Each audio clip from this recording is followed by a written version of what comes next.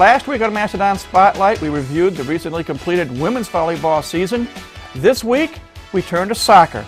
Our guest will be head coach Terry Stefankowitz, and we'll take a look back at both the men's and women's soccer team's performance in 2003. Our show is called Mastodon Spotlight. Please stay tuned. It's coming up next right here on College 56 Sports.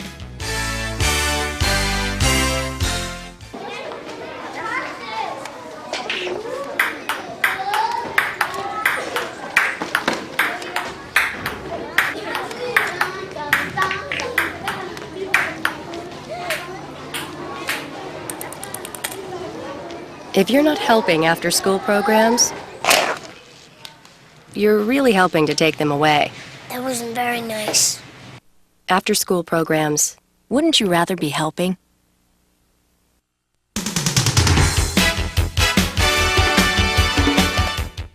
Hi again, everybody. I'm Mike Maas. Welcome to another edition of Mastodon Spotlight. As I said a moment ago, we're going to take a look back at a successful soccer season for both the men's team and the women's team. Our guest will be Terry Stefankowitz, the head coach for both men's and women's soccer here at IPFW. And we'll start that interview momentarily. As we go to break, a short break, before we start the interview, we want to show you up on the screen what our basketball teams did last week. The women's team had a game at the Coliseum against Valparaiso University, postseason champs of the Mid-Con. The men's team had a game also last Wednesday against Bowling Green State University, and a game Saturday night, a game we brought to you here on Channel 56 against Morehead State. As we go to break, you'll see how the results turned out. When we come back, Terry Stefankowitz, we talk soccer here at IPFW.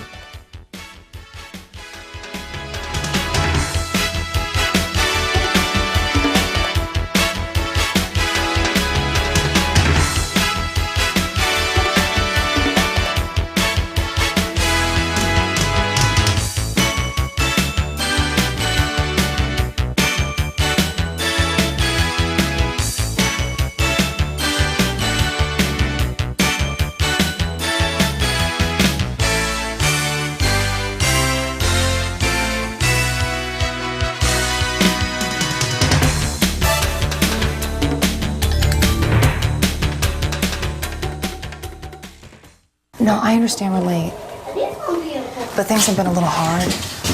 We're really trying. Well, my husband has a second job. Well, no, I know that, but we're trying really hard, and it's just that... yes, I know...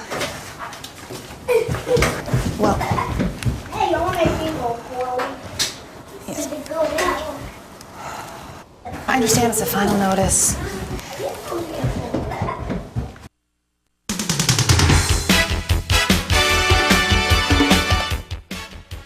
Welcome back to Mastodon Spotlight. Time now to do a season in review, and in this particular case, we're going to talk both men's and women's soccer. And with us to talk about the recently completed men's and women's soccer season, none other than the head coach for both men's and women's soccer here at IPFW. We welcome back Terry Stefankowitz. Thanks for having me. 2003 was a good year when we look back, both for the men and the women. Lots of smiles. Sitting here and wishing that the season was still going on. It was that kind of year. You just didn't want it to end. Let's start with the men. Men's team achieved a record of 7 wins, 11 losses, and a draw, or a tie. I'm not sure these days what soccer parlance is. But 7-11-1, which may not sound like much, but considering the fact of all that's gone on here the last 3 years, the great, well, 4 years ago, the great year, Elite 8 year, and then the transition year, and then last year really starting to play a Division I schedule, and this year a full Division I schedule, or pretty much full Division I schedule. Let's go back right to the showcase. Back in August, when the team got its feet wet, they took on Dayton, University of Dayton, and lost 2-1, but they didn't play too badly, all things considered. Yeah, Dayton had six starters that were playing in the it's the Pro Developmental League, and they traveled all over the Midwest, and they play the top college players in the country play in that league, and they had 6 of them. One was an all-star, and so they had a very mature team, a senior-laden team that went on to the NCAA tournament, And we knew it was a great test for us. We only had one senior going into the game, Garrett Buck, who was also part of the Professional Developmental League.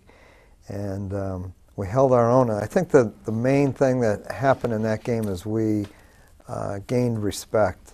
I remember when the team left the field, we talked for a few minutes because the women's game was going to start right away. And the guy said, you know what? So many of the Dayton players said, we really respected the way you played. And gaining respect of your opponents is really, really important, especially on the Division I level and a team that went on to the NCAA tournament. So it was a good start for us. Well, then after that, talk about even a better start, the official season. The next week, you went down to IUPUI, and you defeated Centenary, the newest member of the Mid-Con, in double overtime, 3-2, and then shut out IUPUI the next day, 1-0. 2 wins to start the season off for real. Yeah, definitely a great way to start. The coach at IUPUI said, you guys should run this tournament because we won and tied last year, and this year we won both games. 2 very contrasting days. One was extremely hot and windy against Centenary. Coming from behind, the enthusiasm that was out on the field, a little bit of pride, and Billy Foreman, who's is a great story in itself. He was a walk-on player, worked himself into a starting role, and he was a junior this year. He took somebody on in the overtime period and hit the hardest shot I've ever seen him hit. It ricocheted off the keeper's hands and went right to freshman Barry Morgan, who headed it in. To see that kind of enthusiasm, our team just erupted and ran onto the field, and they were jumping on each other, and it was a great start to the season. And then the following day, they had torrential rains, and the field was a quagmire, literally puddles, and it looked like a swamp.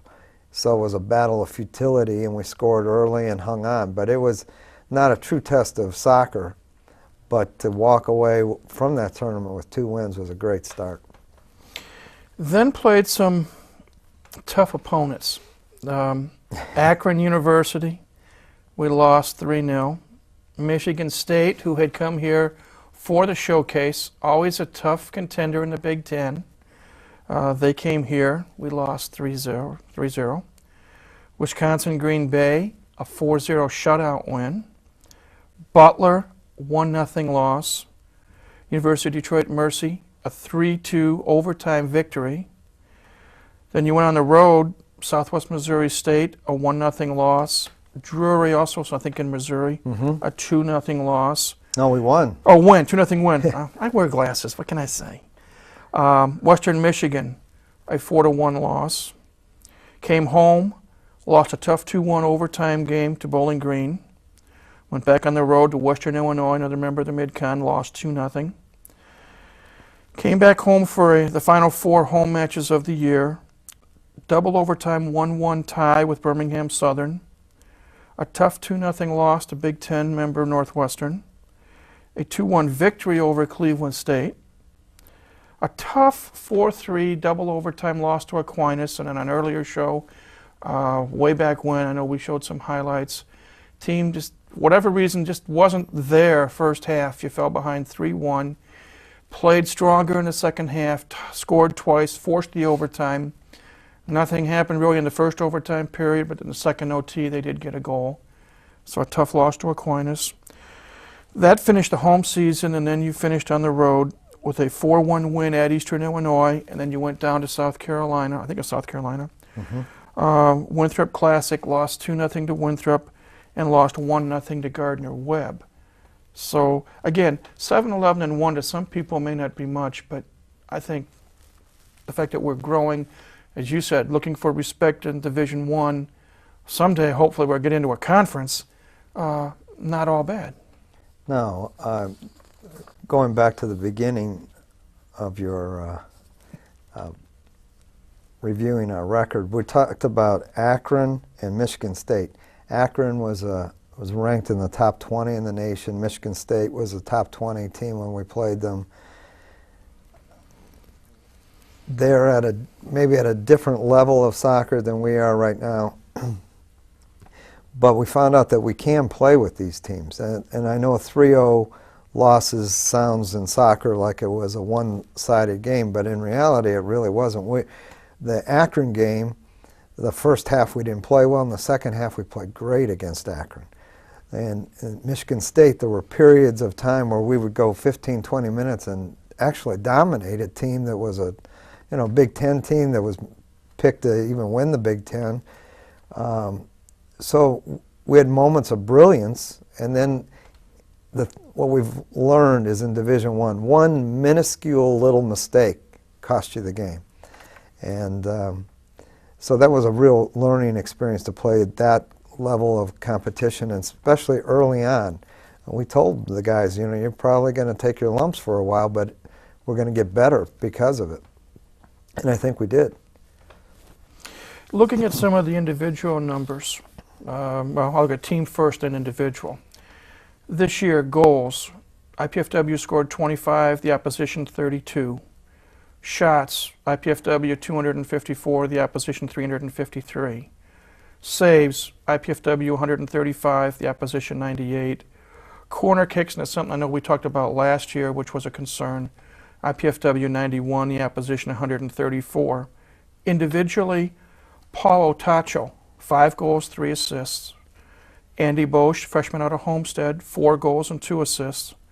Craig Vandevasi, 4 goals, 1 assist. And the one senior, Garrett Buck, 3 goals, 2 assists. And playing the majority of goal, Peter Hi-Hi out of Palatine, Illinois. 19 games, he gave up 32 goals, but that's only a 1.63 goals against average. Yeah, let's start with Peter. Peter did not have a really great sophomore year. And he came into this season with a rejuvenated attitude, a maturity, if you will, from his freshman, sophomore year till now. And he got himself psychologically so pumped up for that Akron game that he made probably 2 of the biggest mistakes of the season that cost goals. But overall, he made some of the most tremendous saves. I can still see at Eastern Illinois a penalty kick. It's a free throw. It's an automatic in Division I soccer. And he extended himself beyond the post. I mean, he made the save, the ball bent around the post. And it was one of the most exciting saves I've ever seen him make. He made several. His leadership back there, his communicative skills improved. The guys trust him, and having trust in your goalkeeper is paramount in having a successful season. And Paul Totchel's a freshman, Andy Bush is a freshman, Barry Morgan is a freshman, Craig Vandevasi, who scored 4 goals, is a sophomore. So when you stop and you think we had success, we more than doubled the wins over last year, I think the future at IPFW soccer on the men's side is very, very good. We only lose 1 senior, and that's Garrett Buck. And if we can finish it, I probably could talk for the entire period about Garrett. His leadership, his maturity, the ability to read the game. He was our center mid for 3 years, and we moved him back to sweeper this year because we felt like we needed that leadership in the back who can control the game and have the vision and the direction to help some of the younger players. So he accepted that role, and I really appreciated the fact that he wasn't in the middle of the field, he wasn't scoring goals, but he was defending for us. His leadership was excellent, and he's going to have a real successful life. He's going to be a businessman and I think make a lot of money. Become his agent. Yeah. Before we turn our attention to the women's soccer team, I would be remiss if I didn't say make one other comment. Going back to the showcase, when I say we, IPFW, the city of Fort Wayne, honored a gentleman, your mentor, your old coach, and he kindly gave us an interview, and I really appreciate that we played earlier in the year. But in one sense of the word, we said goodbye to Jerry Yeagley because this is his last year. And I know, as far as I know, they're still alive. They drew a bye first round. I think they're going to play the winner of the Kentucky-Cincinnati game. They're playing Kentucky. Kentucky, who they defeated 1-0. The final home game or second last home game of the year at Bloomington. So we wish Jerry the best. But a brief thought on Jerry Yeagley. Well, it's bittersweet. You know, it's time for him. He's in his 60s. He doesn't look it, obviously. He looks like a young man. He's done so much for me, so much for the game of soccer. He's a legend of his own time. But I think he's actually ready. He's got grandkids now, and he's changing his direction and his focus. And I know he'll enjoy his retirement. I think maybe we'll see more of him than we have in the past, because he promised me he would come up and run a few practices for us. So wow. Maybe we can get him on film when he does that. We'll try. Let's turn our attention now to the women's soccer program.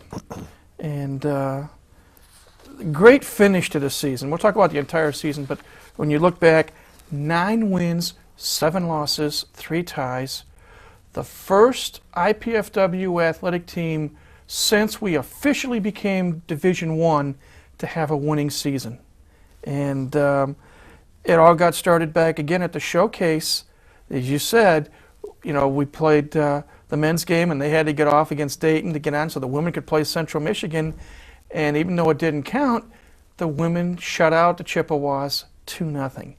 And that got things off to a good start. Yeah, it was the first IPFW. There were a lot of firsts for the women. The first IPFW win in the soccer showcase. Thank God we got that monkey off our back. It was a shutout, and the girls played with fire.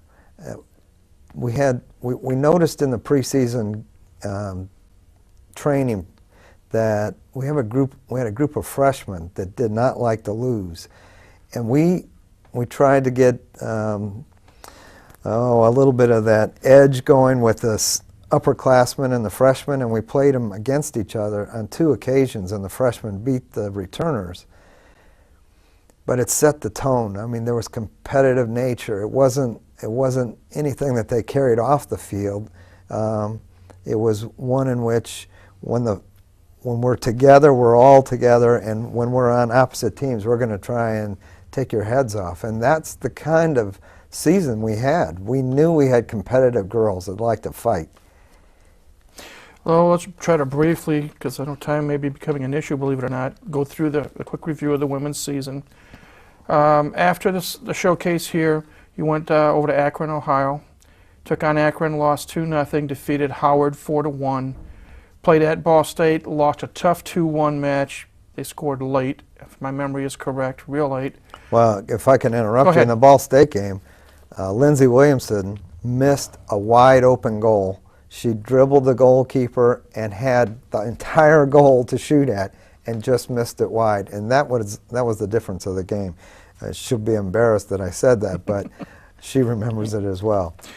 Northern Iowa, we lost 2-0.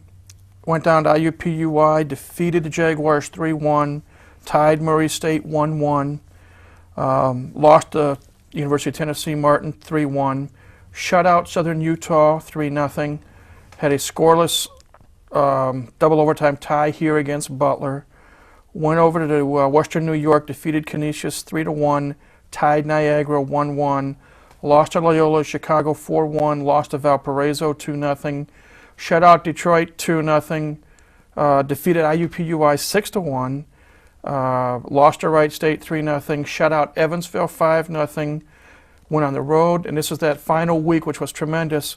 After shutting out Evansville 5-0, you went to Eastern Michigan, who won the MAC championship. They're the MAC champions, defeated them in double overtime 3-2, and then came home for the home finale against Toledo, also a MAC team.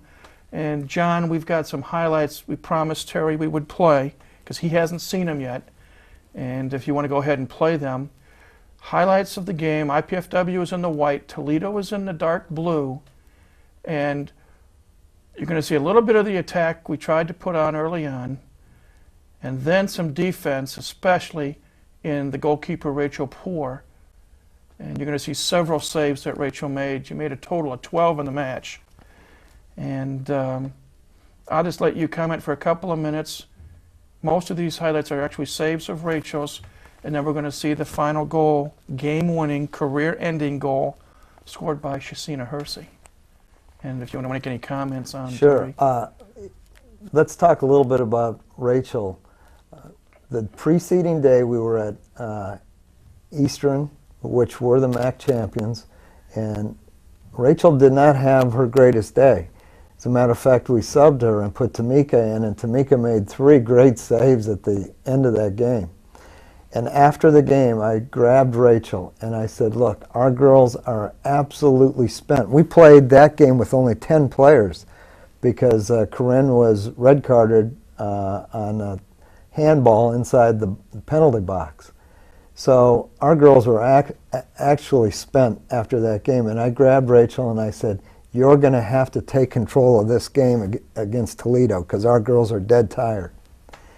And she played her greatest game. After the game, and this is part of why I'm coaching, after the game, she hung around, and I said, is there something you need? And she goes, I want you to look at something. And she had written on her arm, take control. And she said, I looked at that throughout the entire game. I remember what you said, and she had her greatest game at IPFW. She makes a save in the overtime. I hope that's on there, where she pinned it against the crossbar. You're going to see a couple of them here. Some were relatively easy like that, and then there were some others. Toledo had a gal, and I forget her name. She's number 18. Probably the quickest gal that I have seen in 4 or 5 years of seeing soccer here. Thank God she's a senior. She graduates. And she goes in stone cold on Rachel, I think 3 times. 3 in the times, match. right. And Rachel stopped her. And I believe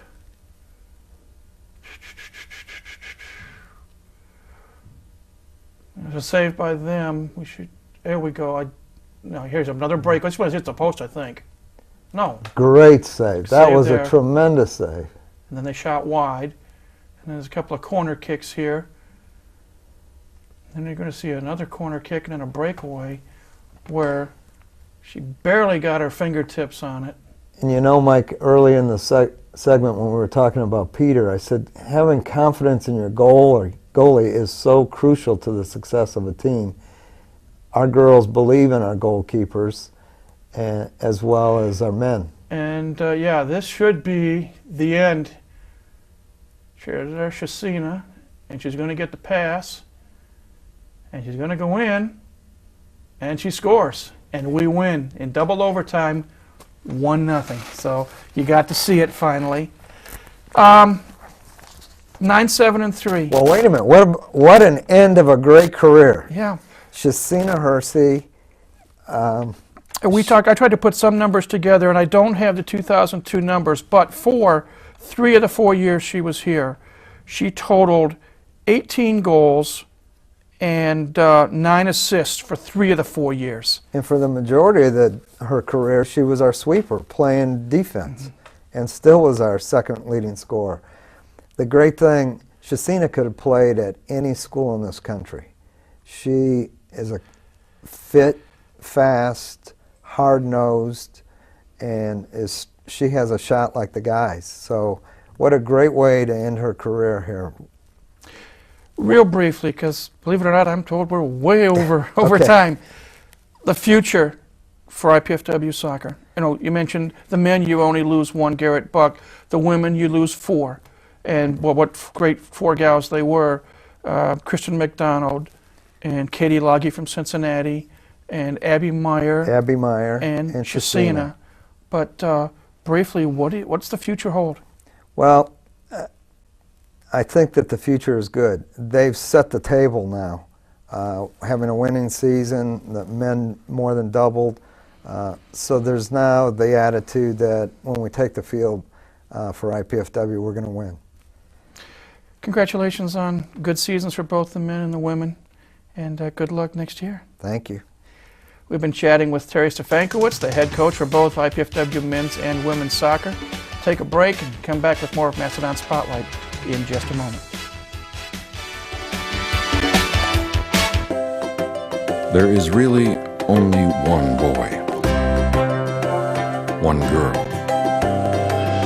one tree, one forest, one ocean, one mountain, one sky, and one simple way to care for it all. Please visit earthshare.org and learn how the world's leading environmental groups are working together under one name, EarthShare. One environment, one simple way to care for it.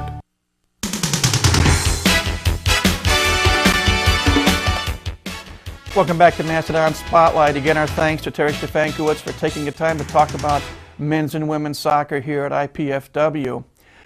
Coming up ahead, basketball teams will still be playing. The men's team is going to go to Purdue University on Saturday night, or Saturday afternoon. They're going to take on Coach Gene Katie's Boilermakers, nationally ranked squad. And then on Sunday, they'll play either Miami of Ohio or Southern Methodist University. And the women's team has a home game here at the Gates Center on Sunday against Utah State, tip-off at 1 p.m., so try to get out to see that. Next couple of weeks, couple of special shows here on Mastodon Spotlight, as we're going to talk with our usual assistant coach roundtable show will take place, and a special media roundtable will take place as well. But that's what's coming ahead here on Mastodon Spotlight. Again, thanks for tuning in this week. We invite you to come back next week. But until next week, this is Mike Maas saying have a great week and go Dons.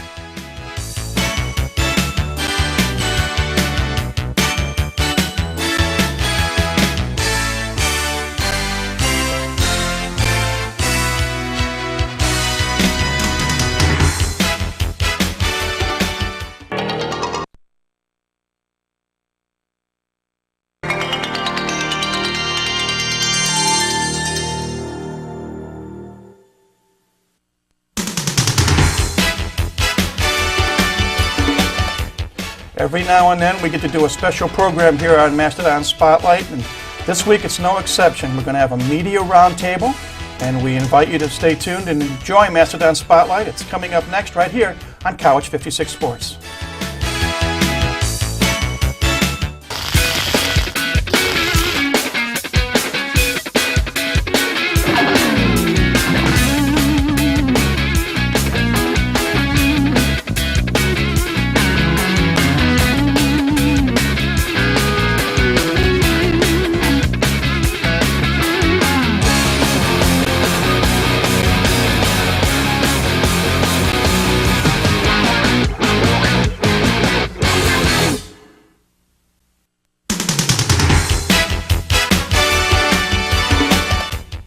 Hi again, everybody. I'm Mike Maas. Welcome to a special edition of Mastodon Spotlight.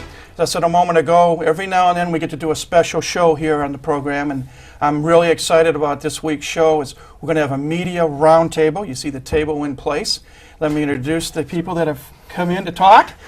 To my immediate right. And it is round. It is round. Unlike some other tables we've seen in this show in the past. To my immediate right, Rudy Jovich, our sports information director here at IPFW, Glad to be here, Mike. A 5-year veteran of TV in Erie, Pennsylvania. I did my time. You did your time, and now you're out in parole. To Rudy's What's right. our excuse? That's right. We're still serving time. To Rudy's right. Bad dudes. Jet Horman, sports director at Wise 33. To Kent's right, we're very happy to have Dean Pantazzi from 21 Alive. Dean's the sports director there. And to Dean's right is my old sidekick, Ryan Perrott. You see him on the volleyball court. We're helping Arnie Ball out, and he has worked with me in the past on Channel 56. So welcome to all 4 of you gentlemen. I really appreciate it. You're the new kid on the block, so for the benefit of some of our viewers who really don't know much about you, Mr. Jovich, please tell us a little bit about yourself. I'm coming here from Christian Brothers University in Memphis, Tennessee. I was down there for a year Division II school and enjoyed it very much, but the opportunity opened here at IPFW, and I just couldn't believe the things that Mark Pope is doing with the program here, and I signed on in a heartbeat because I see the vision and the things that they want to do with this brand new Division I program, and I wanted to be a part of it. Well, welcome aboard. I know you've been a busy boy, so to speak, right from when you got here, just before the showcase, soccer showcase took place. Luckily with that, Christian Brothers went fairly far in the Division II soccer tournament last year for the women, winning the national title. So I was pretty much ready for soccer when it came up here when we were doing the tournament. But it's been hitting the ground running, and it's been a barrel of laughs. Well, let's get into it a little bit. You've had TV experience, as I said earlier, in Erie, Pennsylvania, so you've been on one side of the camera, so to speak. Right. Now you're on the other side. You have these gentlemen here. Ryan has done women's volleyball on Channel 56, and he's helped me with basketball and men's volleyball in the past. And Dean and Kent, they have, talk about some of the requests that they make and talk about the relationship between IPFW Athletic Department and the media. I think the unique thing that I bring to the table as a sports information director is I've been in these guys' shoes. I know what their deadlines are. I know how hard they work. I mean, anything I can do to make their job easier, that's what I'm here for. I don't want to be the type of person that's going to bombard them with 8,000 different statistics on this, that, and the other thing. I know what they need, and I know their time constraints that they work under, and that's my biggest job here, is to make sure that these guys get the information that they need in a timely manner. Let's turn the tables. Dean and Kent, how's he doing so far? I don't know. Brian might so far so good, and I think he'd echo the same thing.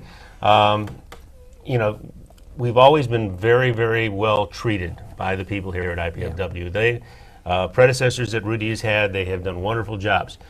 Rudy, with an understanding of what we're doing, and we've seen this, and I think Ken would echo this as well, we have seen a morph of how this job is done over the last 15 years, and they've kind of figured out what we need now. It used to be pretty much, what do the newspaper guys need? And this is no knock on the newspaper guys, but their needs are different than ours. Absolutely. And with the development of people now probably, and the surveys are saying it, coming to us more than they're coming to the newspapers or to the net, Rudy's job has changed. And one of the things we notice, I notice, is how quickly he gets boxes to us and how quickly he gets information to us, knowing, like looking at his watch, okay, he's this close to air, we need this now, and he's very good at getting that to us. And especially on the road, and I find it so ironic, and Dean's exactly correct, over the last 10 to 15 years, there has been more to cover in this market, but we're given less time. I'd sure love to know who does those surveys that sports now should only get 2.5 to 3 minutes, and now our market has exploded over the years. This was pre-Wizards, pre-Fury, rest their soul, and now we have a Division I program right here in our backyard. We have other universities. We still have our high school situation. We have the Comets. There is a ton to do. The thing that's neat, and IPFW's history is such, we're stat freaks, so you can never give us too much stuff. I love information overload. I'd always like to have too much rather than too little. And the other thing I like is a lot of people, it's interesting with our viewers, they're quick to call to complain in a good-natured way. Why didn't you cover this? Why didn't you do that? Why didn't you do this? And my pat response these days is, have you ever watched me on TV? Do my ears look green? And they get all confused. I said, I'm not plant life. I can't find stuff out by osmosis. They called to complain after the fact, and I said, it's really kind of funny. I know Dean's exactly the same way. When people call in advance, it's strange, but more often than not, a camera shows up and we cover the event. And by in advance, I don't mean 5 minutes. Or 15. Right. Note to self, more than 5 minutes. And Very even good. Then, even then, sometimes we do that. People will call at 5:30, If we can. and we'll Yeah. get stuff there. And that's one of the things that is so frustrating, because people will call and, my little so-and-so, or why didn't you, it was a great game. I wish we would have known, because we try to plan, we try to get information as much as we can. It's out there, but it's amazing. Rudy will call, hey, guess what? Did you know that Kelly Hartley is going to go for, the 20th win of the season tonight?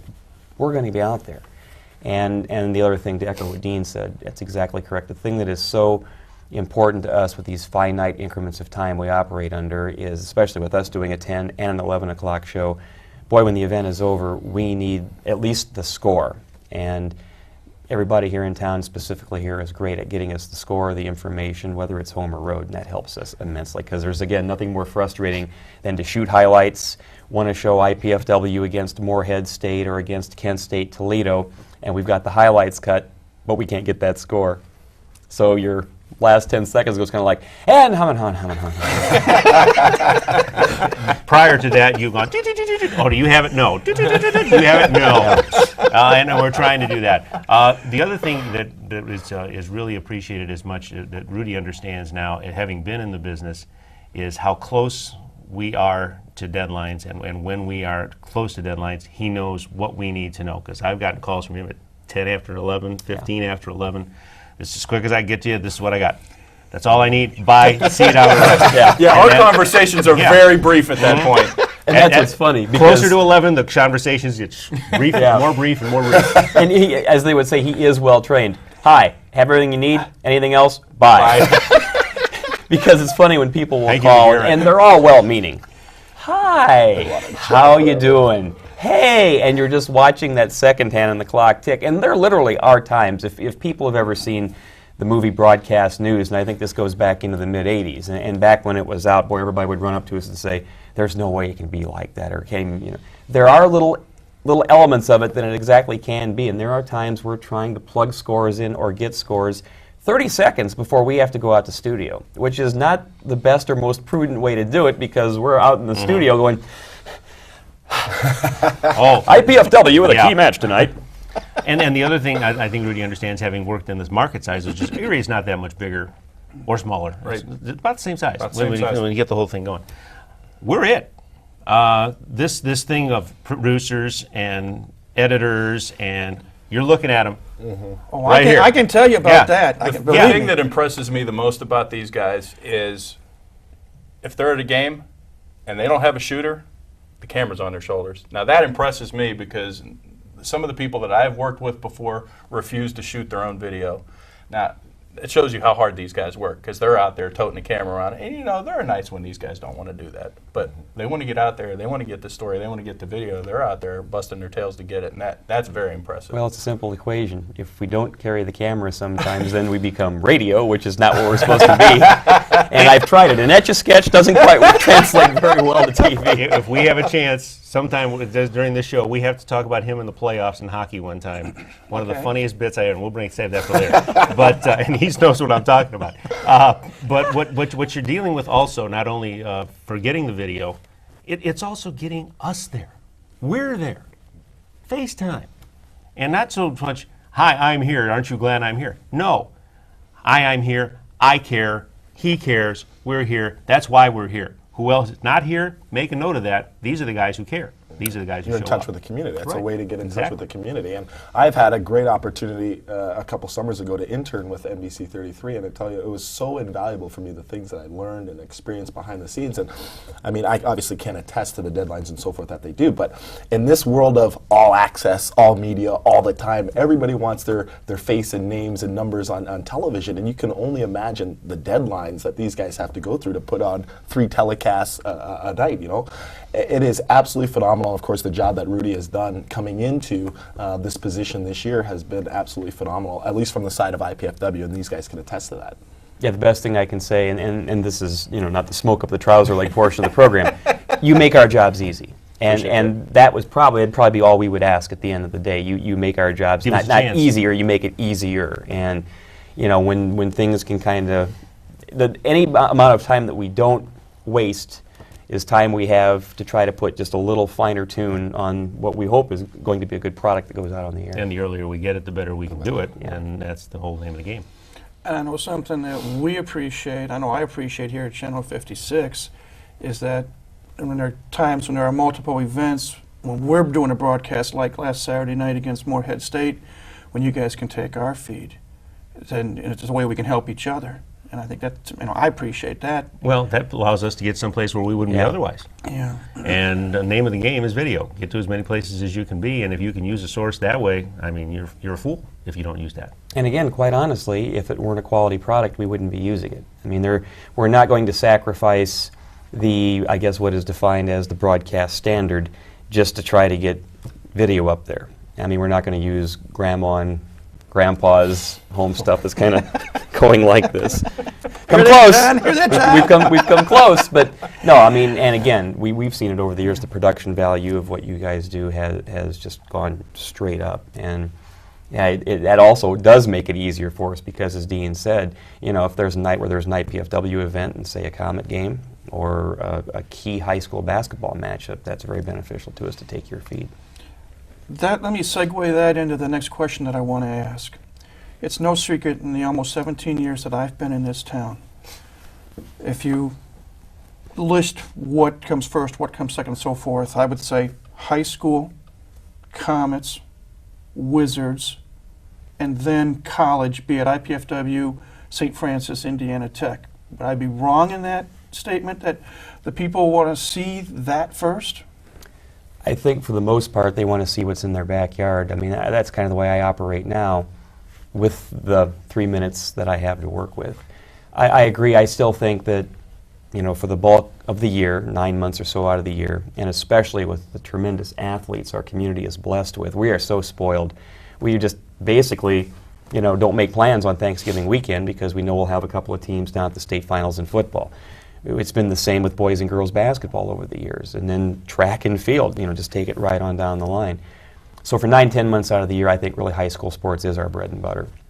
And then we have the professional teams, we have the Comets, we have the Wizards, we have the Freedom, so we'll cover them as much as we possibly can, and then obviously our colleges as well. I think it just depends, though, on any given night, and frankly, that's the one thing we have control over. We choose what we want to lead with. Yeah, and that's the one thing about our jobs that we probably like as much. We don't like the hours we have to deal with. It takes us away from our wives and our kids, and time that we could use otherwise, but we're enjoying what we're doing, and we have total control to a degree. What goes on is our decision. Yeah. Mm-hmm. We don't have total control as to how much resources we get, because they could give us more resources and we'd say it's still not enough. They give us more resources, we'd still not enough. That's just the way we are. But it's just a very time-consuming thing that you really have to love to do, and fortunately we've done it a long time because we love what we do. Let me go back to you, Rudy, for a minute. Now that you're on this other side of the camera, talk about any differences that you've noticed from when you were a reporter and anchor.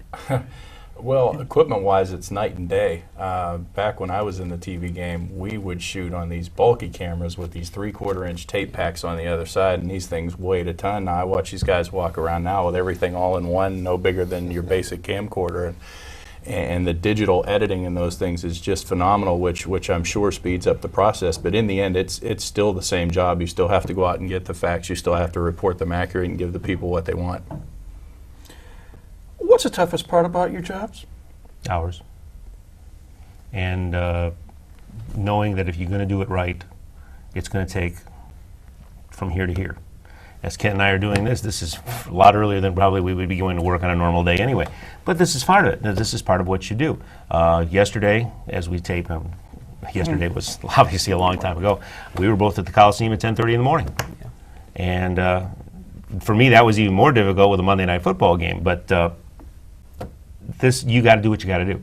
And unfortunately, that takes away some time, like I said before, that you would be with your family. And then you work very hard to make that up when you have the free time to go out.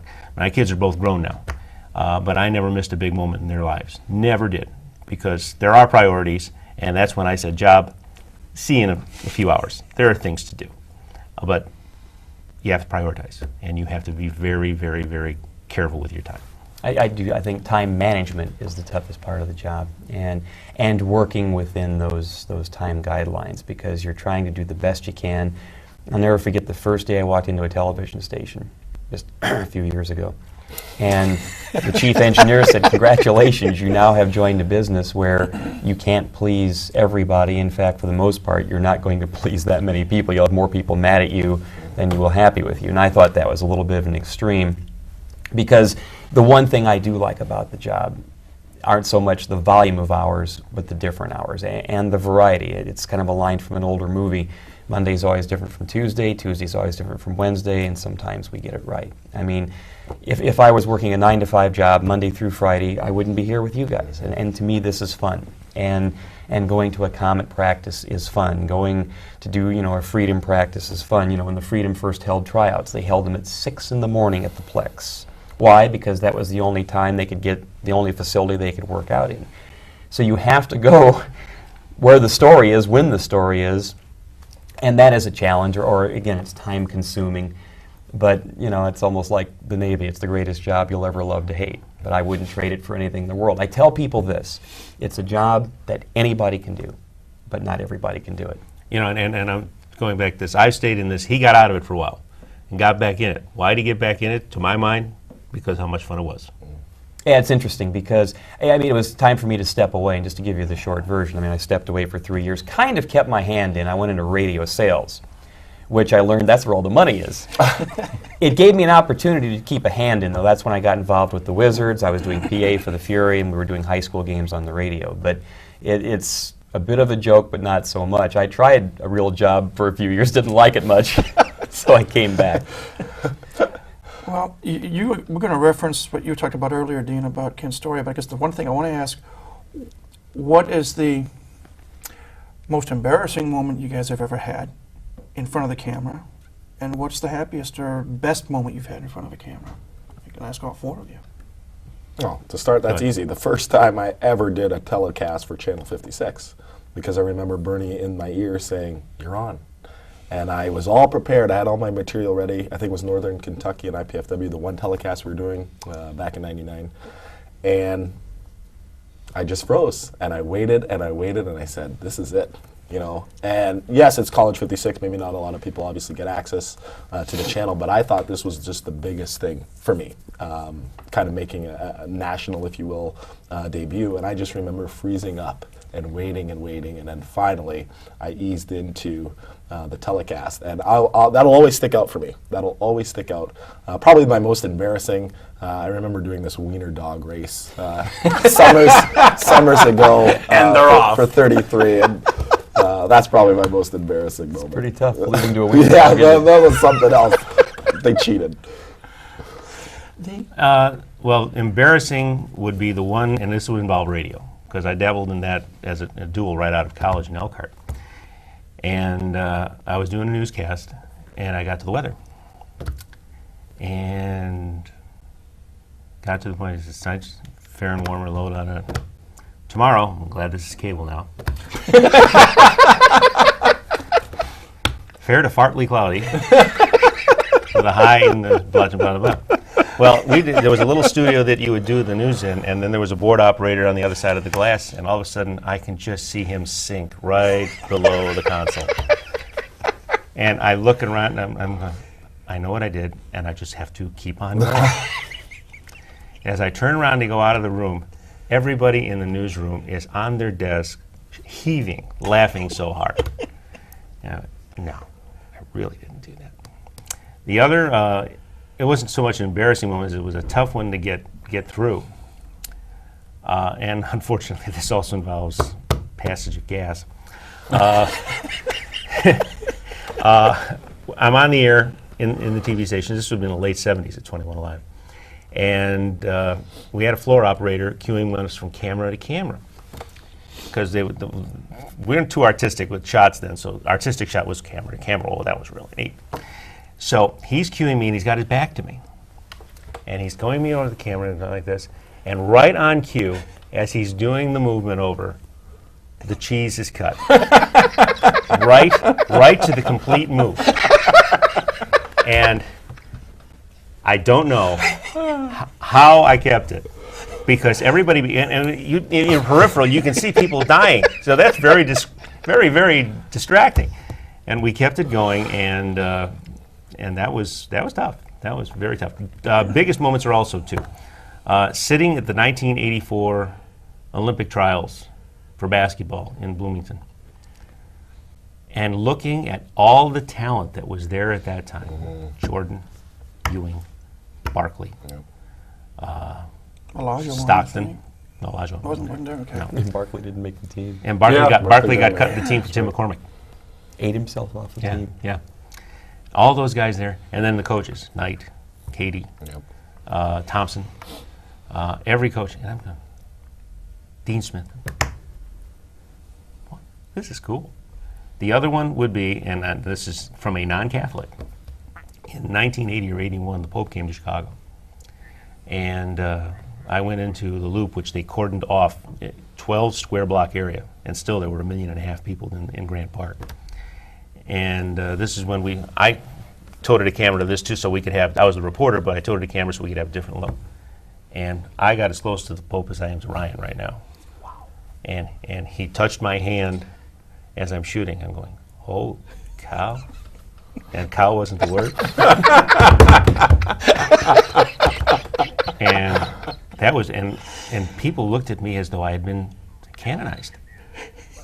This was pretty neat, but sorry folks, I'm still here and I'm still walking the same streets you are. But that was very, very, very special, and realizing now, and I see the man failing in health, and it's kind of sad to see, but he is advanced in years, but that, and how many people get that chance? Yeah. And those are the kind of chances this business affords you. Kent? Most embarrassing, I would say, and I've fortunately not had many of these, but you get on the air and you get into like a coughing fit. Just you're either on, you know, and that's the other thing too. Sometimes you're not at 100% health wise, and I just, you know, you're trying to do a story and you do one of these.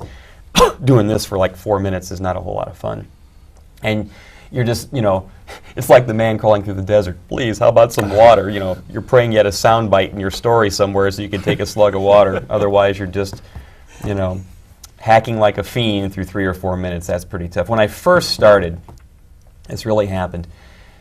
At Channel 55, when I started at 55, we had the first satellite and the first satellite program, and I remember it like it was yesterday. Country Music Awards. Well, you know, people don't know how to really dial in a satellite right off the hop, and they're trying to get this in, and it's one of those deals where the audio was awful. I'm one of only 2 or 3 people in the building. I think I'd been there 4 or 5 days. Somebody calls up and they said, you have to do an audio cart to let people know that it's a technical problem. It's not in their set. We're working to help, you know, correct it. I had no idea. So I go in this room and they said, put this tape in there, push this button, and then talk into the mic. I mean, it was like, you know, doing this ABCD. I had no clue. I've got this Topo Gigio, Ed Sullivan mouse voice, you know. Ladies and gentlemen, I'm really sorry. The satellite transmission, the problem is not in your set. We have engineers working feverishly to help create the problem. Pull the card out, stick it in there, and I go sit in another room, and all of a sudden this comes on. I hear my voice on TV. I go, this is pretty cool. Hey, wow. Phone rings in the hotline. What did you just do? And I said, they told me to cut this audio cart. And they go, well, you bonehead, play it. I go back and play it. Sorry, folks, the problem is not in your set. We are working with the satellite transmission. Engineers are working feverishly to help create the problem. Bulk erased it and did it again. My career almost ended the first 4 or 5 days I was there over a little 20-second audio cart. Highlights are very simple. Number 1, 1993, when I was crying like a baby when the Comets won the Turner Cup, and we broadcast that game live. In fact, I had a very good period of time in 93 from like April through May, because we broadcast the very first Wizards game in Fort Wayne in April of 93, the Comets winning the Turner Cup in May of 93, which were the professional highlights in my life, and then right up there would have been January of 94 when we did the IPFW UCLA volleyball match live in prime time. And we found out that at that time we were the first ever network affiliate in the country to televise a men's volleyball match live in prime time.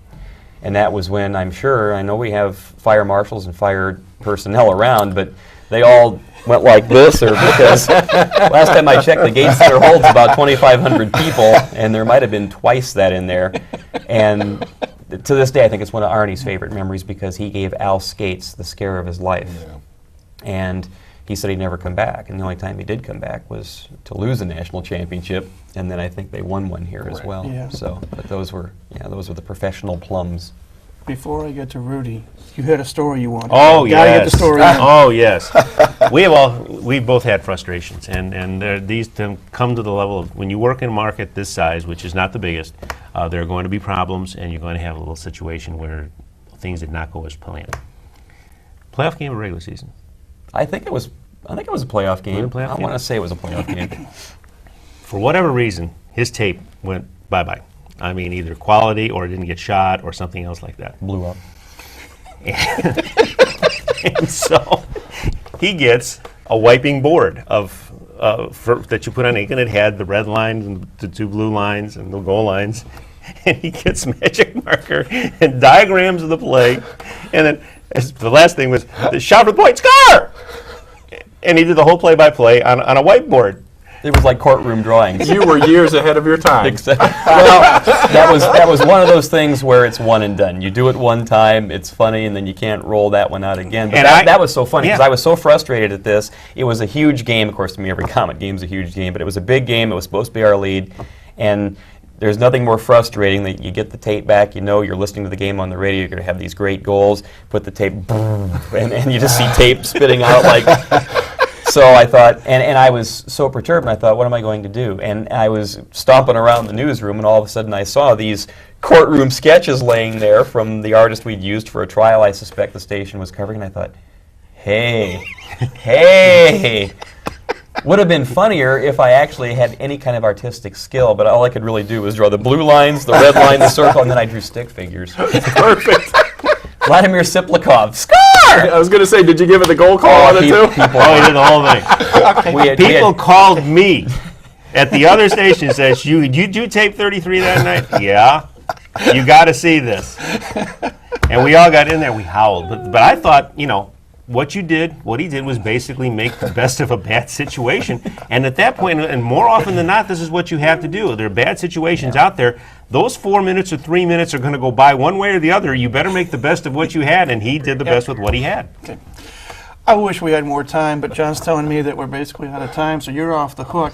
Off the hook. Thank each of you for coming. This has been enjoyable. I really appreciate it, and I know, Rudy, you feel like I do. We appreciate the stuff that you guys do. Absolutely. And for the record, we did invite Randy Schiffman from News Channel 15, but he's out of town, so I want to make sure of that. So I'm not showing any favoritism. These guys help us, and we try to help them, and we appreciate their efforts. And again, I thank each of you for coming today. Thanks, Mike. This has been a fun show here at Mastodon Spotlight, our media roundtable. Again, thanks to Rudy Jovich, our SID at IPFW, to Kent Horman, sports director at Wise 33, Dean Pantassi, sports director at 21 Alive, and Ryan Perrott, my old sidekick, who's now helping Arnie Ball coach the men's volleyball team. That's it for this edition of Mastodon Spotlight. Again, thanks for tuning in to see what's going on with IPFW athletics and other things. And we invite you to come back again next week. But until next week, this is Mike Maas saying have a great week and go Dons.